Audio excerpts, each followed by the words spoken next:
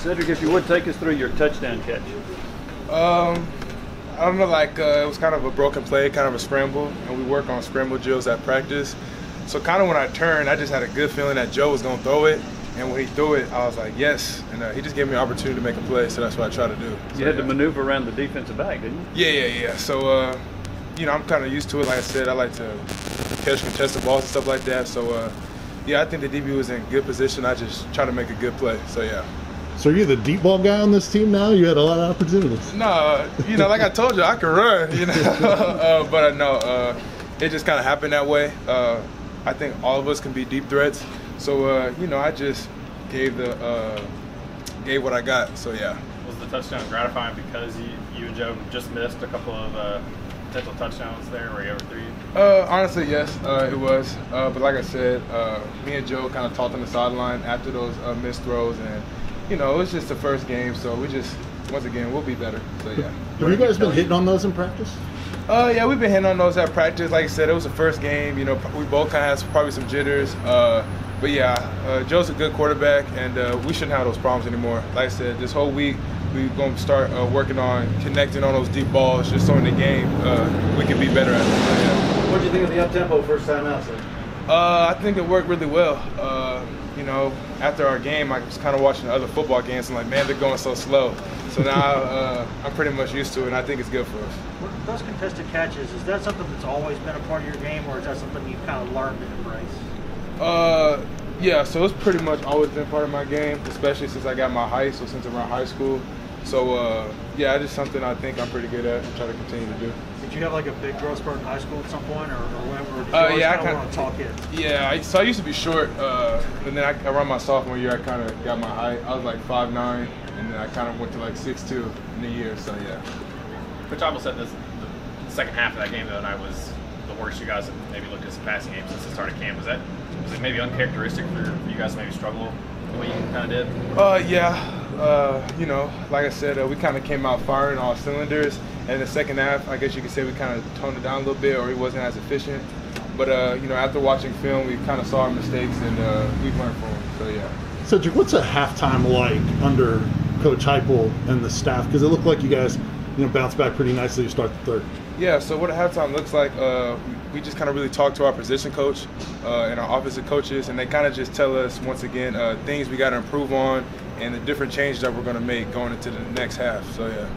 Did you detect Bowling Green getting tired at all based on the hurry-up pace that the offense had? Yes, definitely.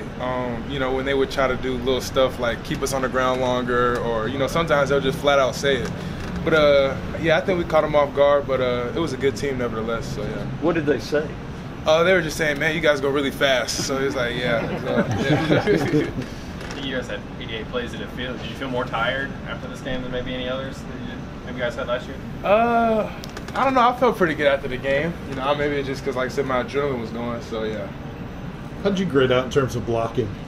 Well, we don't really do too much blocking, honestly. But when I am supposed to block, I did pretty good, I would say. So, yeah. What do you know about Pitt's defense? I know they're a very good team. They play with a lot of effort. They're real physical. They got a good D lineman and good secondary. So we're going to this game very seriously. It's going to be a big game for us. So, yeah, we're not taking them lightly at all. They're a good team. Do they do a lot of press coverage? Yeah, they play a lot of press coverage, cover 4, like the shadow technique. So, yeah, it's going to be a fun ball game. Definitely going to be some contested catches. So, yeah, I'm looking forward to it. Has Coach Heupel or anybody talked to you about this being the Johnny Majors Classic and kind of what it means as far as that? Maybe he has. I probably, you know, wasn't listening, but yeah, I'm not sure. No, not in a sense or anything. In terms of those, when you face a team that's going to play a lot of, you're going to see a lot of press, a lot of man. Is that stuff? As someone who likes contested catches, do you like that? You prefer that almost?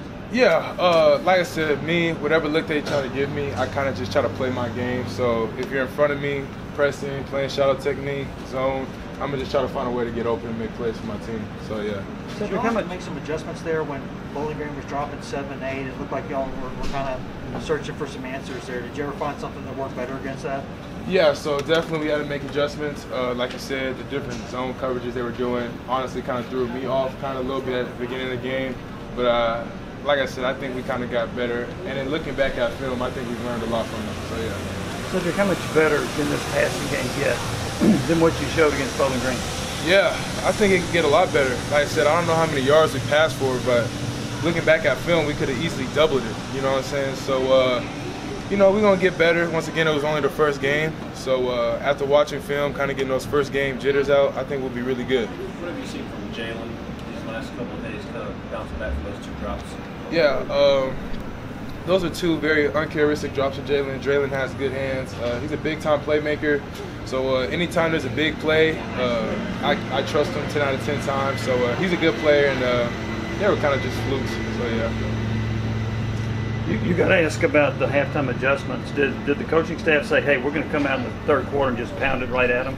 Yeah, like we knew that we was probably going to have to run the ball because they were dropping so many people back and they was kind of playing the pass. So yeah, we kind of knew. What's Coach Burns like during a game in terms of adjustments and communication with him? Yeah, Coach Burns is real calm during the game. Probably the calmest coach on the sideline. Good play, bad play. Like he's staying calm, doesn't do too much yelling, and he always tells us next play, next play, next play. So that's the mentality we try to have. Yeah. What was it like being back in Neyland Stadium and just kind of being back in front of fans on Thursday? Yeah, honestly, like I kind of was shocked because I thought I knew the feeling, but I kind of forgot because of COVID. So coming out the tunnel pre-game, I was like looking around like, okay, like we're back. So yeah, it was dope. Thanks, Sid. Thank you. Thanks, Cedric. Thank you.